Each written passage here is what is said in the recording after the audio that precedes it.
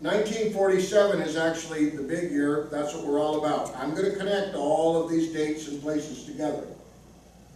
But the truth of the matter is, although Roswell is the mother lode UFO event in the United States, probably in the Western world in many ways, the crash retrieval case, I, as a Washington State resident, can always say proudly, they came here first. Why? Because June 24, 1947, is when Kenneth Arnold, a businessman, flying a small plane across Mount Rainier in broad daylight, observed a formation of very strange crescent-shaped vehicles. He was able to time them with a stopwatch. This sighting went on for several minutes. He turned his aircraft, opened the cockpit window in his small plane so that he could make sure that he was not looking at reflections. They were still there. They still looked solid and real. He made a report of this, and little did he know that a newspaper reporter would take the information from him, and he said, "Mr. Arnold, how did they fly?" "Well, you know, like if you throw a saucer over the water." And somebody wrote down flying saucer, changed the English language, just from that one event. These are the actual newspaper files, which I got recently from a reporter at the East Oregonian. These are the original reports from Kenneth Arnold. He estimated that they flew at over 1,200 miles an hour. In 1947, how many aircraft could fly at that speed? There's an endless debate back and forth. This made the papers for a long time. The big thing is, it was just one triggering event. We have June 24th over Mount Rainier. We have the July 4th weekend in Roswell, New Mexico. As I will show you in a minute, no way was this the only thing going on. Right? Look here, you have Pendleton, Oregon. People are starting to report UFOs. Take a look at that headline. This is me at my friend's house, David Marler, who is the foremost researcher into triangular UFOs. He's one of the best researchers in the field. In fact, I had dinner with him last night. He let me into his files. Portland invaded by flying saucer fleet. Now, this is from the July 4th era in 47. I want to draw your attention to something. Look who the witnesses are in the report. They're not interviewing citizens, they're interviewing on-duty police officers. I couldn't find a Portland policeman ticketing a UFO, so I had to use this one. But this is from the article, an all cars alert. We have veterans who are policemen, describe them as wobbling and weaving. They're not airplanes, they were discs, sudden changes in direction, traveling at a terrific speed. We've all heard this 1,000 times. But these are from on-duty policemen in Portland, Oregon at the same time as Kenneth Arnold and Roswell. But wait, ladies and gentlemen, there's more. Out in the Pacific Ocean, a little later in the year, August 14th, 1947, by Guam, we have sentries at the air station reporting small crescent-shaped craft traveling at a speed twice that of a fighter plane. Think about that one. Let's suppose for a moment that the explanation is Russian aircraft. Because let's face it, after World War II, everybody knew that us and the Russians were going to be opposing each other. Let's assume that they were secret Russian aircraft. Great. Where was their base? Where were they serviced? Where did they get fuel? We're not talking, whatever jets existed then that the Germans experimented with, they were not long-range aircraft. They had limited fuel. So the point being that if you start trying to use a conventional explanation for these early UFOs, you don't do very well because almost immediately you exceed the limits of the available technology. I want to flash forward, 1997. That's a big year in my story. Why? Because it took my friend June 4 years to decide to tell me her life story. In 1993, I gave a presentation on UFOs in the Ocean Shores Library. I like to give those presentations. I've given several hundred of them in the last 30 years. When I was all done, a very stern elderly woman approached me and looked me straight in the eye, and she said, "You're right, the government knows all about UFOs and they're keeping it a secret." And I said, "How do you know?" And she said, "Because I work there." And I said, "Well, are you willing to tell me more?" And she said, "No, they will come and arrest me." It took her 4 years to make the choice. Now, why is 1997 an important year? March 13th, 1997. I'll explain these people in a moment. March 13th, 1997 is the date of the Phoenix Lights, which is an extremely significant UFO case in the history of ufology. A very large UFO flew over the central corridor of Arizona. That was not one event that night, it was two. One of those events being an attempted cover-up where flares were dropped by the Air Force. This has been documented over and over and over again. Frances Barwood, former Phoenix City Councilwoman, Peter Davenport, Dr. Lynn Kitai, I can't remember Sue's last name. She was a mother and a housewife. She and her older daughters stepped out their front door in time to see the massive craft go overhead. These are the Navajo Rangers. I love their sense of humor. One of them is retired, the other one is still working. These gentlemen were able to present material at the McMinnville UFO Festival, which is where this photo was taken back in 2016. Everybody there has something to say about the Phoenix Lights. The Navajo Rangers gave us information that the night before the Phoenix Lights were seen over Phoenix, there was mysterious activity over the Navajo Nation, very large UFOs with huge lights that were spread out in the sky. This is where I live right now, Olympia, Washington. It is beautiful. That of course, is our hopefully dormant volcano, Mount Rainier, that you can see from everywhere in southern Washington. It's a mere 14,000 feet high. A layout of the area. If you go, at the time this all happened, I was a policeman in Aberdeen. June was living out about where the letter B was on there. That's Ocean Shores, Washington. She lived right over in here by the canal in there.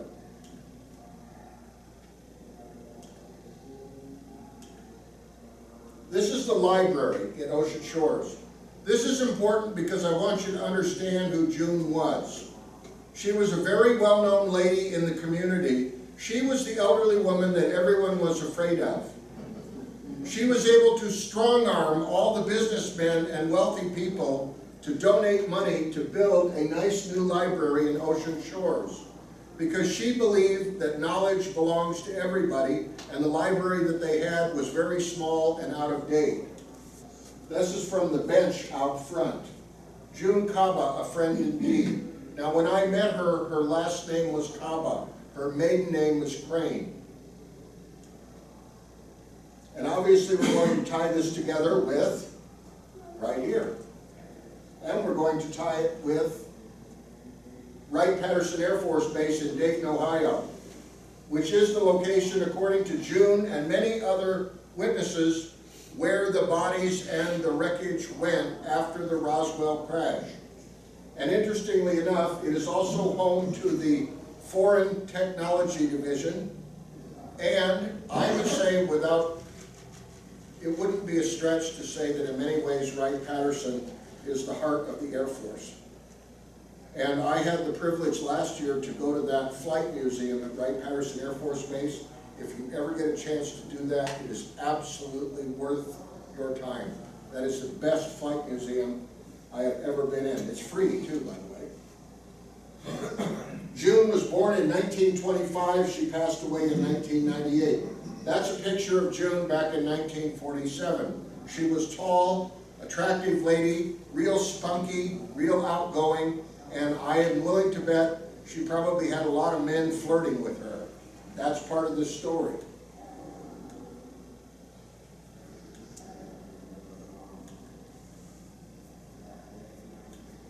Just very briefly, that's who I am. 20 years as a police officer. I'm a veteran. After I blew out my knee, I became a child abuse detective for 2 years, and I spent the last 10 years working as a fraud investigator for the state of Washington.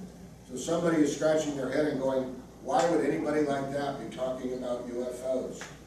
Because there's more than enough evidence to justify that study.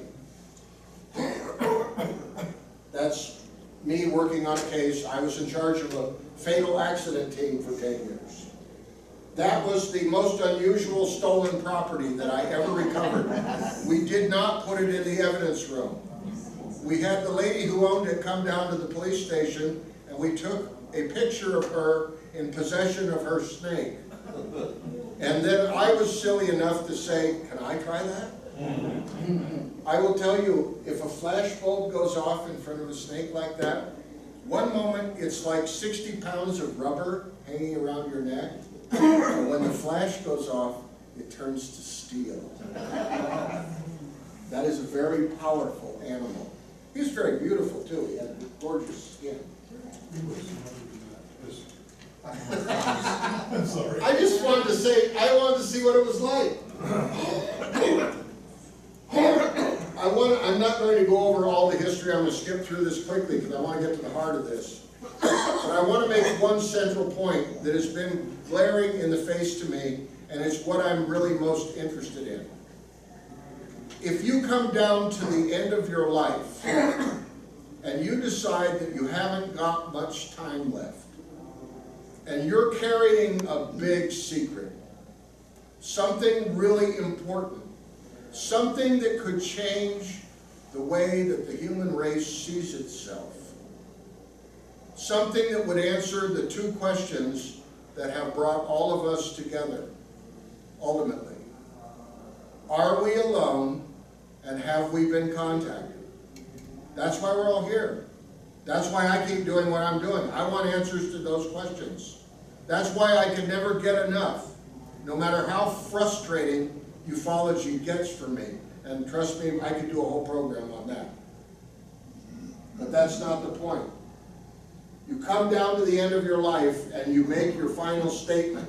Are you more or less likely to tell the truth? I believe you will tell the truth. The law says, this is not quite, we're not quite talking about a dying declaration, but the law does recognize the validity of that.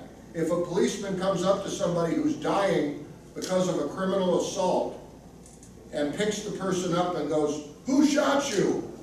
And the person struggles out and says, Joe Smith shot me. Okay, that statement is admissible in a court of law because the law recognizes that when a person thinks they're going to die, they are more likely to tell the truth. I submit that it's true of all these key witnesses involved in the Roswell crash. Here we have a former DuBose, former Colonel Thomas J. DuBose. He was involved in making the Roswell event go away at the time, part of the cover-up. The material shown in the photographs taken in Major General Ramey's office was a weather balloon. The weather balloon explanation for the material was a cover story. I know, precisely. I got to meet Jesse Marcel III here in the museum. You should go do it if you can. There is a book that was written by his father, Jesse Marcel II, called Roswell Legacy. Find that book and read it if you want to hear about Roswell. If you read that book and you are not convinced that Roswell involves the crash of an alien spacecraft and the cover-up by the U.S. government, I personally will buy your copy back from you. I have been making that offer for years. No one has ever taken me up on it. It is a heart-wrenchingly honest account of how his family was subjected to extreme stress because Jesse Marcel I was a dedicated military officer who took his duty very seriously, and at the same time he was torn apart by the fact that after the July 4th weekend of 1947, he had to help put the lid on a secret that he thought, as I do, as I bet you do, that the truth about whether or not we have been contacted by extraterrestrial intelligent beings or interdimensional, or whatever you want to call them, some non-human intelligence, that truth belongs to every human being on this planet. It does not belong to one government. It's too important. It's like learning that the earth is not flat. I hope there are no flat earthers. Okay. And I know, just parenthetically, I learned recently why the earth is not flat. It's very simple. If the earth was flat, cats would have pushed everything off of the edge a long time ago. So that's how we know that the earth is not flat. Jim, what's the name of that book? Which book? Roswell Legacy. Thank you. Okay, and I would also point out that Jesse Marcel II, I got to meet him briefly one time. He wrote that book while he was on duty in Iraq as a flight surgeon. He was also the Surgeon General of the state of Montana, and he was one of those people that everybody loved and everybody respected, and everybody was very sad when he passed away. He was a great man, and a great man in his field. Here's a famous flyer, Black Mac Magruder. Look at all the medals and honoraries for his service to his country. At the end of his life, after he was retired, this all started when he and his wife were in a supermarket. They walked by a tabloid magazine with an alien on the cover, and he turned and looked at his wife and said, "That's not what they look like." And she said, "What are you talking about?" Well, as he got closer and closer to his deathbed, he started talking about what he knew. In 1948, he was in an air war college, and they were shown wreckage. He got to see a live alien. Like the classic gray, only their skin is flesh tone. It was a shameful thing that the military destroyed this creature by conducting tests on it. They killed it. A lot of that is in this book. Don Schmidt, Tom Carey. Their books are excellent on the subject of Roswell. You will find that the June Crain story is woven into those books. I'd rather that you buy my book, but that's just a personal preference. But if you want the whole story, buy my book. If you want the stripped down version, okay. I've already covered that.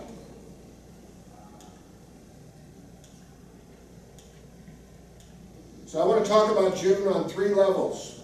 She's a key corroborating witness to the Roswell crash.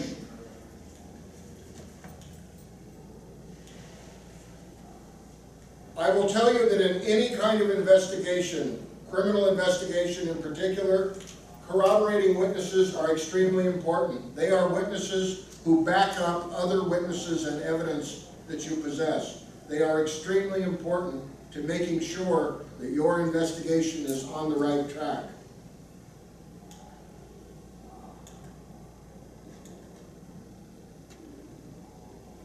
Obviously, I'm also interested in paying tribute to a friend of mine. These are questions that I ask myself as an investigator. Was the witness able to have made the observations that they have described? Were they in the right place at the right time with the right access?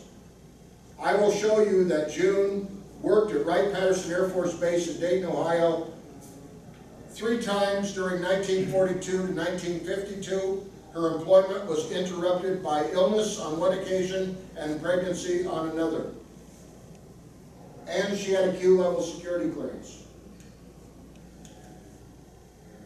Is the witness credible and consistent? I interviewed June multiple times. Her story did not change, except that as you get to know a witness, especially if you repeatedly interview them, the story will increase in detail, but it will not fundamentally change. Hearing a story from a really truthful witness with a lot of information is a lot like watching a flower blossom. Because the longer you get to know them and you get to establish rapport with them, the more they open up, the more they tell you, and you'll find that it all fits together.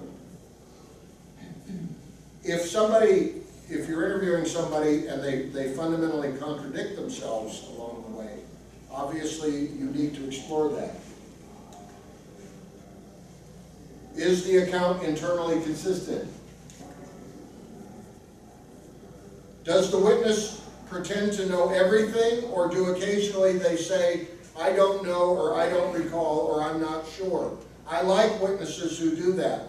I don't like witnesses who know everything. In the UFO field, you will meet people who will tell you that they know everything because they just talked to Commander Zardoz last night. Now, I'm not going to tell you that's impossible. I'm going to tell you that it's unlikely, and it's even more unlikely that we're going to be able to use that testimony to convince other people that UFOs are worth studying. And that's what I'm all about.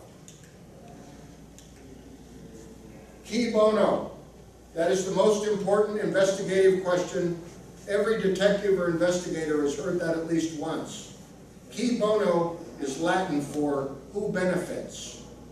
And I will tell you, if you want to go down the rabbit hole, start asking yourself who benefits from the release of a particular story on the 6 o'clock news.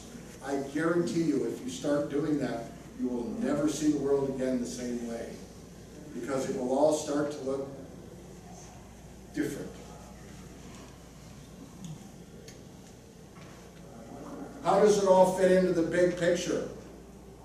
Does it fit into, in other words, June is telling me about her knowledge of crashed UFOs, Roswell, other events like that. Is that consistent with what other researchers have discovered? Yes. And it's even better because she did not have 2 shelves full of UFO books.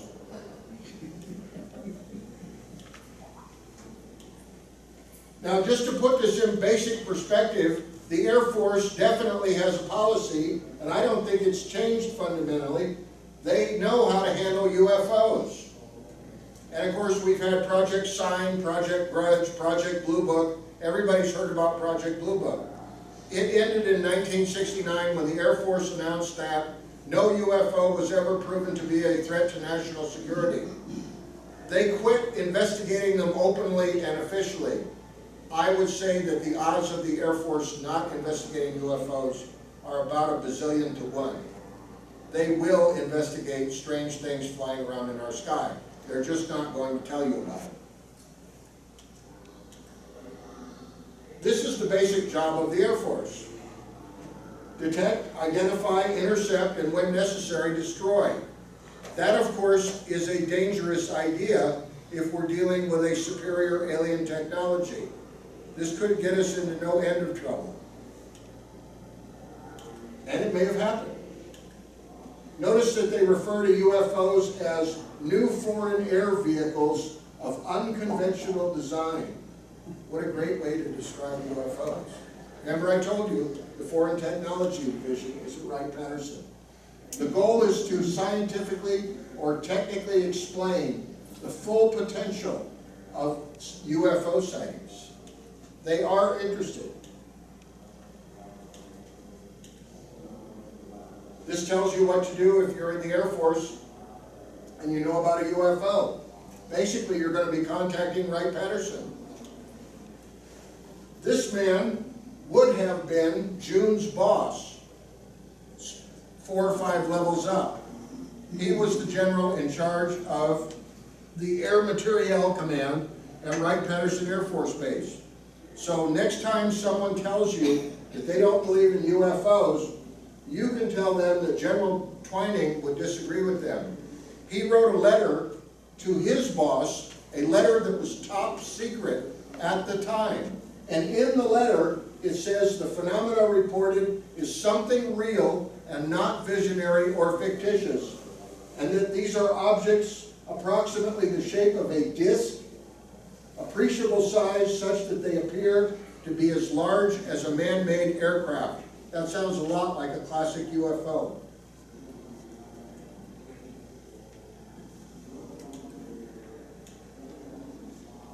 At the time that June spoke to me in 1997, she said that when she left the employ of the U.S. Air Force in 1952, that she had heard about not one, but 3 UFO crash retrievals. Cape Girardeau, Missouri, which was in 41, is a strong contender. We, of course, have Roswell in 47. We have Kingman, Arizona, which I believe was in 52. And then we have Aztec, New Mexico, which is a controversial one, but I believe that it was 49 or somewhere around there. Those are all possibles.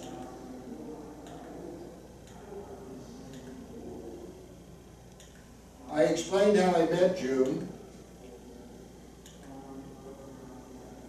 In 1997, here's what happened. On CNN, they had a huge news story about a book that had just come out. Now this is after the Phoenix Lights and before the July 4th weekend, which was the 50th anniversary of the Roswell crash. And as I recall, I didn't get to come here. Was anybody here for the 50th anniversary? I guess not. I was told that they had to hire off-duty law enforcement from around New Mexico to come here to do traffic control. Evidently the 50th was really crazy. Lots of people. Well, the people who want to keep this secret knew they were in trouble. So they published a book called Roswell Case Closed, which we'll talk about here in a minute. It got all kinds of coverage on CNN.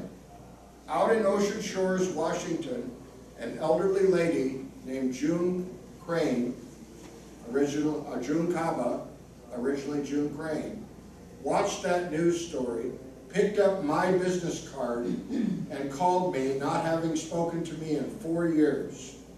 My phone rang. I knew the moment I heard her voice who it was. The first words out of her mouth were, "It's a damn lie!"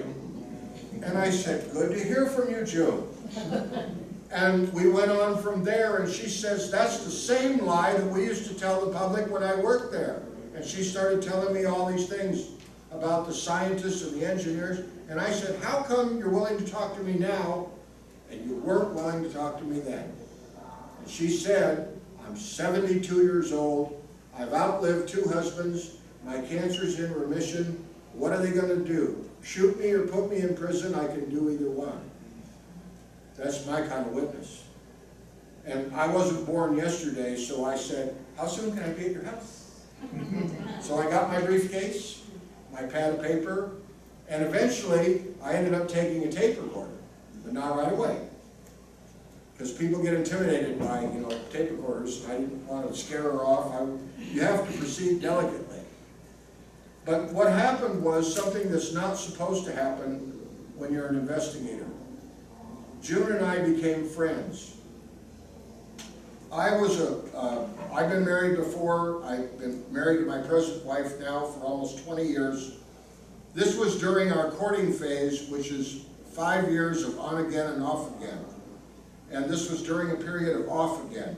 This is important because I went out and visited June late at night. She was a night owl, and we both poured out our hearts to each other and told each other our life stories. And along the way, I learned about her remarkable experience at Wright Patterson. She was able to tell me, when I went public while I was still in Aberdeen. June was able to tell me that on the night of Pearl Harbor, December 7th, 1941, she grew up in Dayton, Ohio. That night, as soon as the word got out that the Japanese had bombed Pearl Harbor, at that moment in time, there was not even a fence around Wright Field. They brought out trucks filled with military sentries soldiers were put on guard duty with rifles where each soldier could see the other one until they had the whole place surrounded. And of course, right away, they built fences, guard towers, etc. And as time went on, Wright Patterson did nothing but get bigger and bigger until at one point it was employing 40,000 people. So it's like a city in itself. At the time that I met June, I was a detective sergeant.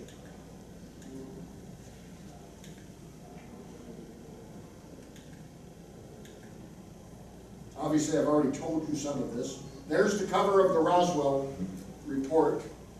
Case closed. I would submit this was disinformation. They said that it was a highly classified weather balloon, and oh, by the way, we dropped some dummies in the desert. This is a magazine from the time, right about the time. The problem with the dummy drop is they didn't start doing dummy drops from parachutes until the early 50s. So how you get from 47 to the early 50s, I'm not quite sure. But there's actually a bigger problem than that. Obviously, I've already told you about this part. I want to move on to the... Oh, I can't go without mentioning this. Does everybody know about Fife Symington, Republican governor of Arizona? At the time of the Phoenix Lights, he decided to make it all go away. There was a public firestorm over the Phoenix Lights. Although they have actually now interviewed former 911 supervisors who at the time were required to say, we did not get any calls. When the truth of the matter is, they had so many calls they couldn't handle them. He had one of his aides dress up in an alien costume. In front of the TV news cameras, he took the mask off, and then the governor says, you people take this all too seriously, you should go home. However, that's not the rest of the story. 10 years later, in 2007, if you don't believe me, you can go dig it up for yourself. Fife Symington, on video, saying that he saw the Phoenix Lights, and it is his opinion that unless the Defense Department has an extremely secret program involving enormous aircraft, then whatever he saw that night did not come from this world. That's kind of an interesting side note. Also, well, actually there's more to that, but I want to get into June. This is a contemporary photo showing radar reflectors that people knew about. In other words, the public knew about these. So how exactly does this get mistaken for a UFO?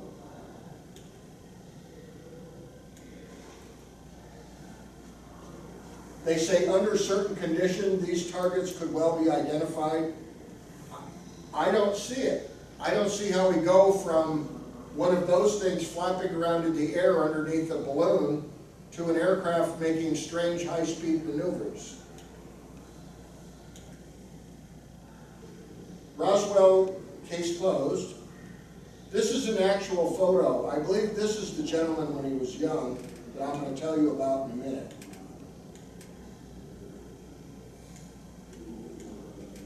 Raymond Manson is now retired. He lives outside of Taos. And we swapped emails and sent each other packages, and I interviewed him. And he is very proud, and rightfully so, of his service as an Air Force officer and the work he did on dropping dummies from parachutes. If I was going to jump out of an airplane with a parachute, I would want people to do a lot of research and experimentation before they gave me the chute and asked me to jump. So I believe that that's very important work. What he is angry about is he believes that his work was misused in order to write that Roswell case closed dismissal report. These are some basic facts about Wright Patterson. Remember I told you about the Foreign National Air and Space Intelligence Center. What was the Foreign Technology Division as part of this? The Air Force Materiel Command.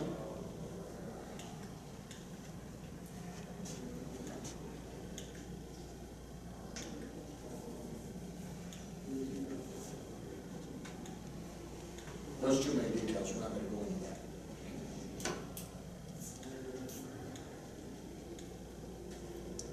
1941, Wright Field had 40 buildings. By the spring of 1944, there were 300 buildings on the site. And it goes on to describe 1942, 36,000 civilian employees. One base. I would say calling that the heart of the Air Force is not a big stretch. There it is a long time ago. June gave me this photograph. She knew these pilots. These are test pilots. She worked in a laboratory. She talked to these people. She knew them all the time.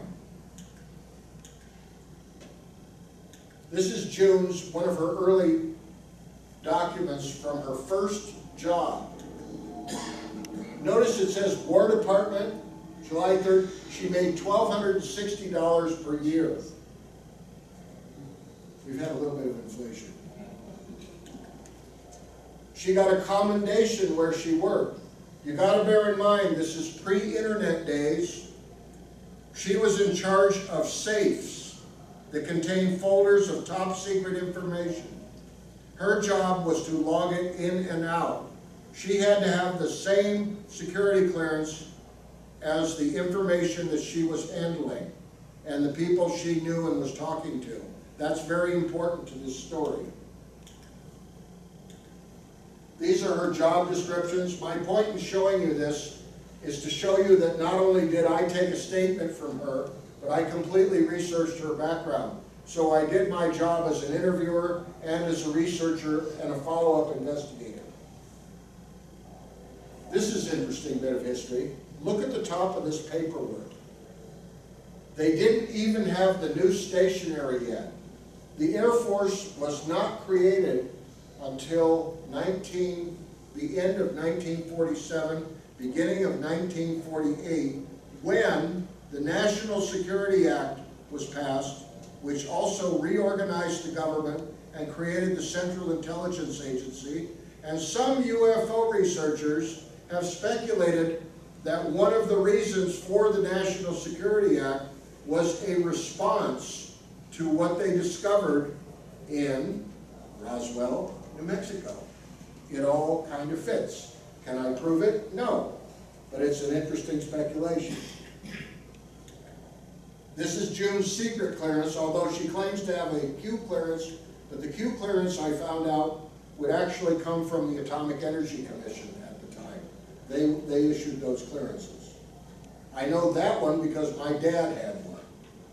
She always kept telling me, because she worked in a parachute laboratory for a long time, she kept saying Kanaki wrote the Bible on parachutes. And for the longest time, I could not figure out what she was talking about. After she died, I learned that Theodore Kanaki was a technical consultant, and it turns out that he was one of the Project Paperclip scientists who was brought over here from Germany at the end of World War II. This is an interesting book because this was given to me, by the way, after June died, when I went to a special meeting in Southern California by a group of UFO researchers, and a gentleman was there who I am convinced works for the some sort of secret agency. He's in the intelligence world, and he said he would give me a little help, but I could never reveal his name. And I was certainly glad for the help. Interestingly enough, when he sent me this magazine, this is a very, I've never seen, you're not going to find this next to Look and Time on the newsstands. Physics and Medicine of the Upper Atmosphere, a study of the aeropods. This is a very unusual magazine. This name down here, Lincoln La Paz, was a key scientific consultant who absolutely was hired to research the green fireball phenomena throughout the Southwest after World War II, and has been speculated by many people, if there was one person who would have been tasked to write the Roswell report, like the accident report, it would have been Lincoln La Paz. Anybody remember Art Bell? Oh, yeah. I figured you would. We're all missing. In about the year 1999, I didn't know I was coming to the end of my police career. I blew out my knee, but before that I was still on duty, and I was sitting in a patrol car. It had snowed in Aberdeen. There was nothing moving, and I turned on the Art Bell show. And two gentlemen named Robert Wood and Ryan Wood were talking about the majestic documents. So I called this phone number that they gave. Bear in mind, this is pre-internet. And I said the next day, and I said, I'd love to get these documents. What do I got to do? And oh, by the way, I'm a sergeant with the police department up here in Aberdeen, Washington. And I have the story of this woman who worked at Wright Patterson, who keeps talking about wreckage, UFOs, bodies, memory metal, etc. Almost immediately, I got a call from a travel agent. There was a man named Joe Firmage, who was one of the dot-com millionaires. He was like 28 years old, had $28 million, and he decided that he wanted to devote $1 million to researching the UFO phenomenon. So they had a special group of people research the majestic documents and associated UFO developments, and Robert Wood and Ryan Wood were in charge. They put together a meeting down in Southern California. That's what I was being invited to. When I got there, I thought I'd died and gone to heaven. Linda was there, and she showed us a piece of metal that was alternating layers. I got to hold this, alternating layers of magnesium and bismuth metal. And then there was documentation showing that this had been passed from one laboratory to the other. It had been sent to Art Bell, saying this belonged to my grandpa. He was in the Army and he was down in New Mexico, and this was in his box of stuff. I'm not going to tell you my name because I have a pension. That was the letter that was with the metal. The last laboratory referred them to the first laboratory. One laboratory attempted to replicate the metal, but they could only get a few layers of the metal to stick together, and then it would fall apart. I can tell you, holding this metal, that it looks and feels like something that somebody made. But I, for the life of me, cannot tell you I ever saw anything like it. And according to the laboratory, they had never seen it anywhere before either. Supposedly it came from a spaceship. Can we prove that? No. I can tell you that it creeped me out. And Linda gave her presentation on the first night. In fact, Jim Mars was there, Paul Davids was there, Stanton was supposed to be there, but he wasn't. There were a bunch of people. I thought I'd died and gone to heaven because I was getting to meet all these people whose books I had on my shelf. I was absolutely stunned. That metal creeped me out, and I kind of had nightmares about it.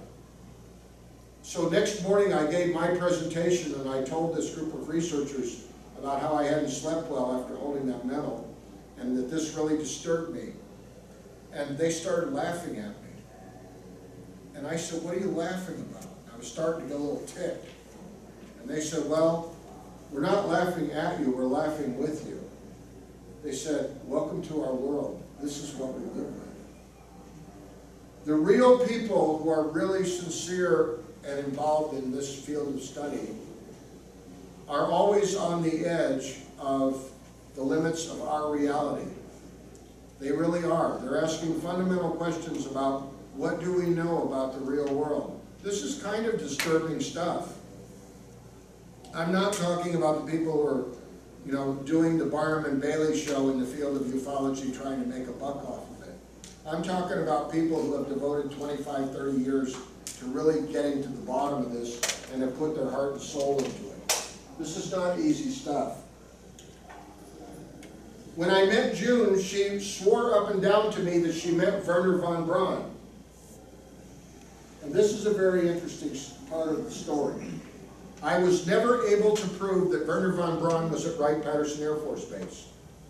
But June told me that one night an officer wearing a sidearm told her that she would have to stay late after work and do a special dictation. He took her to a secured area. She took shorthand. Bear in mind, this is not the day when we're recording statements or we have Dragon software or any of that. things got done the hard way. She took shorthand. She talked about how this man had very cold eyes and a very thick German accent. And the officer told her that she could not go home until she had this transcription done perfectly. And then he told her something that she never forgot. And this is so much like June. Every time June told me this story, she would start crying.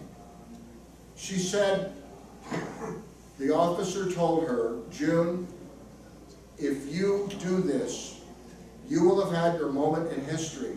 We are going to use his testimony as part of the basis to start the space program in the United States. The scientists that she worked around were involved in early rocketry research down here in the Southwest. They would come back to the laboratories at Wright. They had a lot to say about UFOs too. But June would cry when she told me the story because of her patriotism, because she had an opportunity to do this job, and because she was brokenhearted. Because like most women of that time period, when she got pregnant with their son, her husband did not want her to keep working and demanded that she end her career. And yet at the same time, the people who were her bosses wanted to promote her, and they had already guaranteed her a slot in this new program they were starting. So she was torn. She ended up choosing to leave.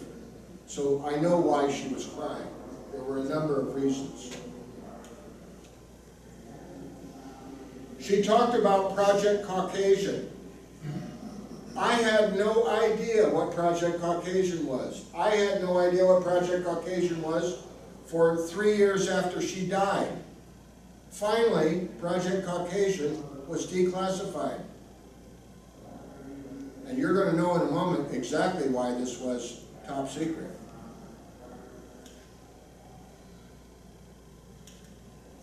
Project Caucasian was the code name for the project to create a parachute harness to hold a hydrogen bomb so that it could be properly dropped out of the back end of a bomber.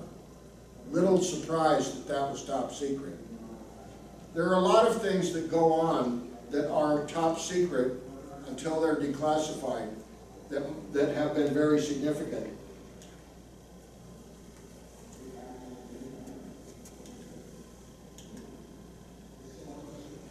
Anybody know about this? Did you know there was a nuclear bomb?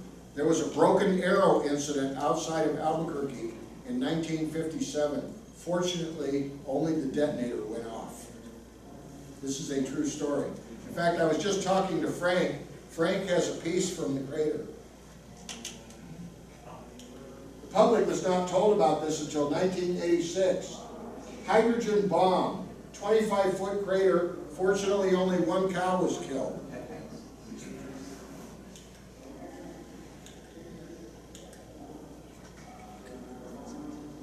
Now, June told me she didn't want to talk to me initially because they would come and arrest her.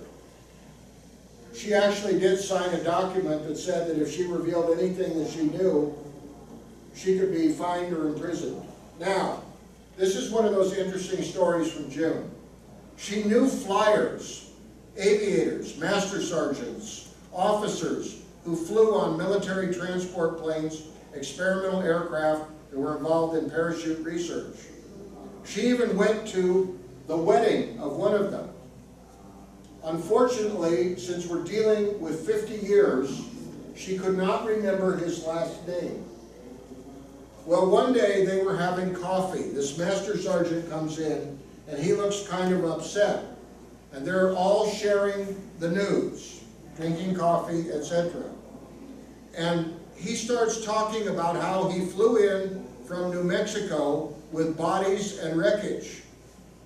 And they think, the other people at the table think that he's talking about a military aircraft. And they're wondering if maybe one of their friends died in an air accident. Well, the man who's telling the story begins to realize they're not getting it. So he interrupts them and says, "You don't get it. They're not human. They're child size. They're an odd color. They're not human." So there's a fascinating statement that fits right in with everything else that we know about Roswell. We have tried and tried to track this man down. I still don't know who he is. There's his wedding. Now, later on that morning, after she hears this news, one of the reasons it sticks in her mind is that an aide from the commanding general comes around to everybody who worked there with something called a too-hot memo. A too-hot memo means you will stop what you're doing, read the memo, and sign it. And it basically said that some person had been disclosing information about bodies and saucers, and you will sign this memo or you will be fined or imprisoned. When I went in front of these other researchers, they knew all about too-hot memos. I had never heard about them. This is a letter that June wrote, several years before I got to know her. She also talked about the early rocketry experiments. All of these are verified historical developments. The Arrow B rocket, she kept mentioning the Arrow B. The Arrow B was the first workhorse rocket that we had that was based on the V2. Then, of course, we have Project Blue Book. The government makes out like it was investigating. These are June's words. I apologize. I would have had an audio of June telling you this, but Frank and I have never been able to figure out how to make the audio work in this room. And I had the same problem the last time I gave a lecture in this room. So I wish they would get it fixed. I still say it was formed to make the American people think only nuts see flying saucers. It's all part of a disinformation program. She told me further, the scientists and engineers, when they were talking amongst themselves, told about when they were down here in the Southwest doing their experimentation. As she put it, she said, they complained that the UFOs, I love this phrase, were as thick as fleas. And they would report them, and then they would be dragged off and put in a room for 24 hours and asked to tell the story over and over again. Well, think about that. It's not going to be long before you won't report a UFO, even if it lands on your head. You know, because who wants to be locked up for 24 hours? This also makes a lot of sense.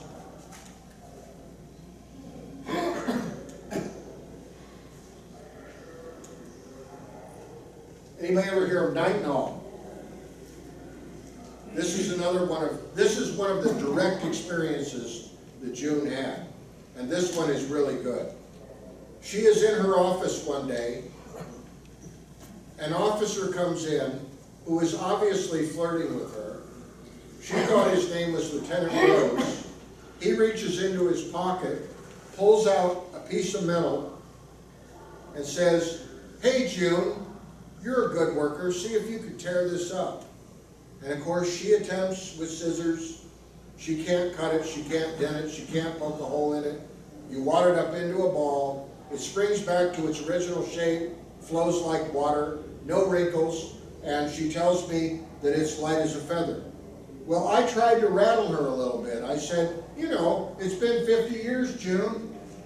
You've seen plastics and, you know, better engineering and everything else since then. And she immediately put me back in my place and said, no, nobody makes anything like that. That, of course, is the memory memo, which is sort of like the holy grail in the field of ufology. Well, she looked at this officer and she said, "Where did this come from?" And he said, "It's a piece of a spaceship." And she said, "Where did it really come from?" "It's a piece of a spaceship." And about that time, somebody else walked through the area. He grabs the metal, sticks it in his pocket, and then does one of these shuffle-off numbers, pretending that he wasn't talking to her. Because she was laughing about it. She said, well, of course, he probably wasn't supposed to have it either, and he was certainly breaking security. Well, it's interesting that right about the time all of these events take place, immediately the U.S. government decides to contract with the Patel Corporation to create memory metal. We come up with something called nitinol, which has some of those properties. And again, in a perfect world, I would have an audio for you here. Patel contracted right after Roswell to produce a memory metal. Interesting timing. The first and second progress reports to Wright Patterson Air Force Base are missing. This is just like when they asked for documentation.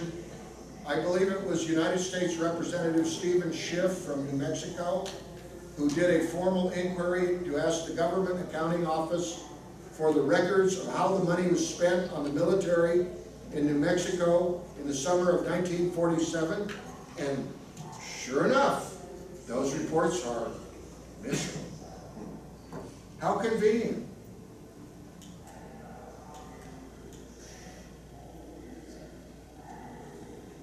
It was eventually introduced in 1962. Supposedly in 73, they actually did an experiment to see whether or not you could use mental telepathy to influence how nitinol would perform. That's an interesting use of taxpayers' money. Again, I refer you back to the excellent book, Witness to Roswell. I told you that story. Now, after June left the employ of the federal government, eventually she and her husband moved to Portland, Oregon. She got a job, he got a job, they're raising their son. They were having trouble in their marriage. He was probably cheating on her.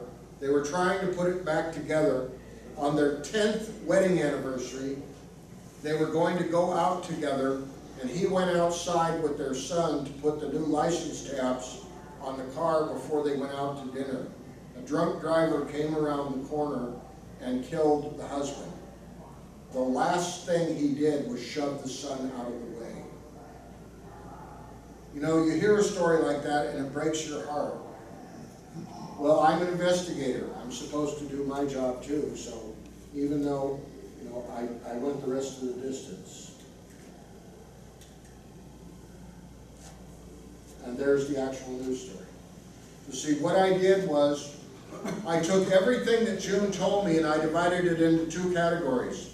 Those things that I could verify, those things that I could not verify, that I pretty much have to accept June's word for it.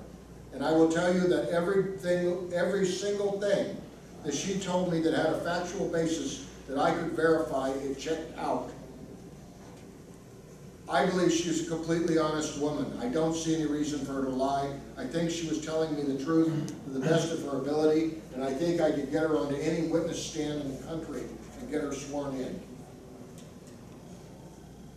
Oddly enough, this is years later, October 31st, 1975, in Portland, Oregon. June had her own UFO sighting.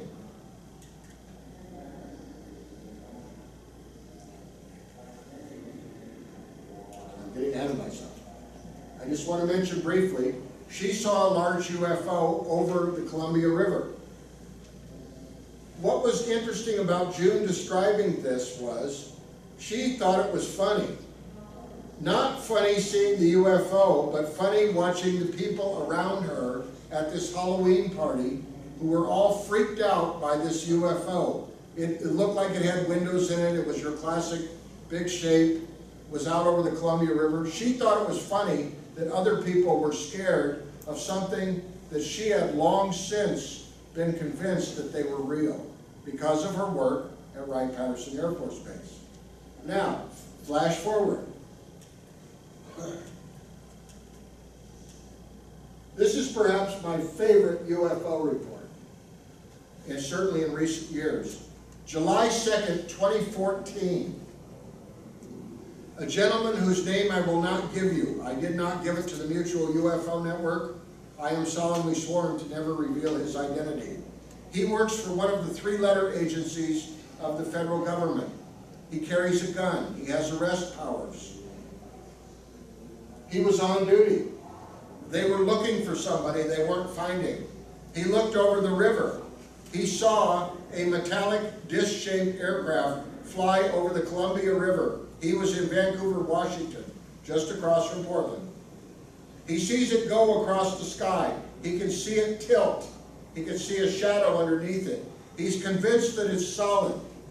But as he put it, he says, I was desperately hoping that it would have jet engines, propellers, wings, anything that would make it normal. It had none of those things. Then he says, that's not the weird part.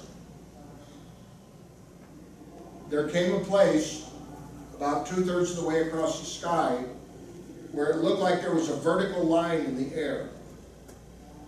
As it crossed the line, it quit being there. Either because it became invisible, it was cloaked, or because it just wasn't there anymore. This happens to him. He has no background in UFOs. This guy is like, he looks, I mean, he's kind of like Fox Mulder. He's in the prime of his life. He's in perfect health. I've met him 3 times. I've spent a couple hours talking to him. He is everything he claimed to be. No experience in UFOs. Didn't tell me it was aliens. All he knows is what he saw. Within 30 seconds of seeing this thing, here comes an F-15 on afterburners. Probably from the Portland Air National Guard out of the Portland International Airport. It took him about half an hour on the phone before he would even disclose to me. He wanted to make sure that I was somebody who would really listen to him and who would keep his secret. He says, I looked you up on the internet and I saw that you had a background in law enforcement and a background in UFOs, so I figured you were the right guy and I got to talk to somebody. And like many of my other best witnesses, once he's seen a UFO, he wants more knowledge. He wants more education. He's always running things by me and saying, what do you think of this? What do you think of that? No, he wants to know because his worldview has been changed. Now, obviously, he wrote me the best report I've ever received. No, I mean, you know, how could I have it any easier than that? That's what he saw chasing. Now, this is a map of the setup. Here's Vancouver, Washington. This is where he starts seeing it. This is about where it disappears. There is Interstate 5, the Columbia River. Portland, Oregon is over here. Vancouver, Washington is over there. Because this report was so good and so recent, I contacted Bill Puckett and asked for radar data. And that meant that I had to come up with about $150. Unfortunately, they don't give it to you for nothing. Bill Puckett was able to decode the radar data because he spent 30 years working for the government for NOAA. And he knows everything about radar, so obviously I can't do that, so I need somebody with technical skill. He unpacks the radar data, and lo and behold, what do we get? In the same part of the sky where the object was seen to disappear, for 2 passes of the radar, we get a solid object that does not have a transponder. Meaning that there was no device that was broadcasting the identification of the aircraft, as they are required to do. And we got the F-15 flying across the sky. Now, let's run that back. We have a trained professional, trained observer in perfect health, who is taking a great risk to make a UFO report. He sees an extraordinary craft, circular, metallic, apparent solid object flying across the sky, no evidence of propellers, no evidence of jet engines, no evidence of anything conventional. It leaves the area in an extremely unconventional way, and apparently this was of some interest to the government because it's not too big of a leap to say that that F-15 was chasing it. And we have it confirmed on radar. And since I know that this man is real, and that he really is who he says he is, I would submit to you that it would be very hard to have a better UFO sighting unless I could bring it in here on a trailer and let you touch it. You know, they just don't get too much better than that. Those are the cases that I live for. Back to June. I just wanted to illustrate to you that UFOs in Portland, Oregon, and that area, I don't know why, but people see very strange things around there pretty reliably. This is June's obituary from the local newspaper. Notice they called her Spirit of Ocean Shores. Dies at 73. They talk about the early days she had worked as a secretary. They, of course, don't get their facts right. Worked as secretary to Werner von Braun. No, that's not true. But you got to read my book if you want all the details. The last time I talked to June, she was in hospice over in Hoquiam, and I said, "What do you want me to do, June?" And she looked at me and she said, "Tell my story." So that's why my book is titled, Tell My Story, June Crain, the Air Force, and UFOs. So I have kept my promise to June by telling her story all over the United States.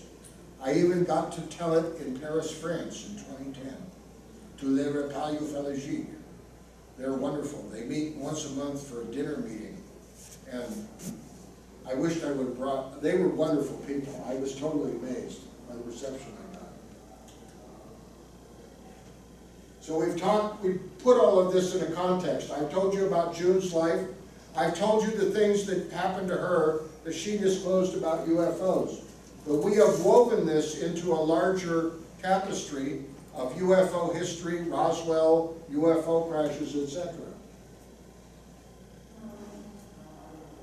Roscoe Hillenkoetter, first director of the CIA, was also on the board of directors of the National Investigations Committee on Aerial Phenomena, which ended in 1969, and out of the ashes of NICAP arose the Mutual UFO Network. It's like history repeats itself. We already talked about General Twining. In the year 2000, I took a copy of a transcript of an interview with June, and I donated it to the library at the UFO Museum. I got to spend an hour behind closed doors with Glenn Dennis, the mortician, and after I left that room, any doubt that I had about Roswell was gone forever. I'm not going to go into the whole ins and outs of it, but he did admit to me that he lied to UFO researchers. He made up a fake name for the nurse. Why? Because he had made a solemn promise to that woman that he would never reveal her identity. And he was tired. He felt that he was being harassed by the early UFO researchers. Some people think Glenn Dennis was not an honest man. I think he was a very honest man. I got to meet Walter Hout. She's still here today. Maggie Rowe, who was terrorized by a military member when she was a little girl here at the Roswell fire station when he was threatening her father, who I believe was the fire chief. That they could not talk about what they had seen when they went out trying to find the crash site. You don't believe that stuff, do you? Anybody ever hear of this book? Yeah, there you go. I was so stunned by this book. We are coming to a conclusion here, I promise you. I will not go on for 8 hours. My wife says that I can. I'm not going to attempt that today. This particular book hit the internet, and I could not believe it. Not wanting to be duped, I went to the state library in Olympia, Washington, and checked out their copy of the Fire Officer's Guide to Disaster Control. I think when you get to chapter 13 in that book, you will find that it talks about how to be an emergency responder if a UFO crashes or an alien invasion occurs. No joke, I am not making this up. You can find the whole text of it on the internet. It is a real book. I don't know if it's still a FEMA textbook, but it was. The two men who wrote it One of them was like the former assistant fire chief of Los Angeles. I mean, these guys have high-powered credentials. This is a very serious book. And if you read the chapter on UFOs, go into the bibliography, you'll put yourself together a really good UFO library. I know, because I have all those books. This is a true quote. We will know our disinformation program is complete when everything the American public believes is false. Now here's the weird thing about ufology. We have been ahead of the curve by 20 or 30 years. We were talking about government surveillance and being spied upon and being manipulated long before it became trendy. We already knew about it. So this is the conclusion I want to leave you. Don't believe anything until it's beneficial. And finally, I believe there are truths that are so profound they cannot be denied or ignored or classified or hidden away. That's what June taught me. June taught me that lesson very eloquently. There is no going back to being unaware. So I say in conclusion, thank you, June. God bless all of you.